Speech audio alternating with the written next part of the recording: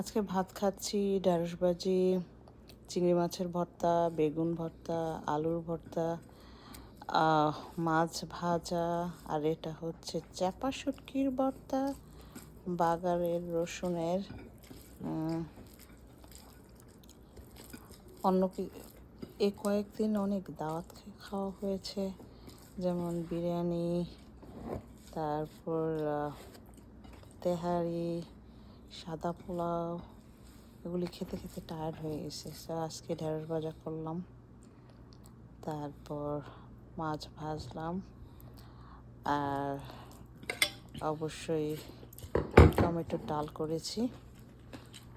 তো ডালও নিব ভাতের সাথে, একদম টমেটোর, ধনে পাতা, কাঁচামরিচ, ডাল, অনেক মজা হয়েছে।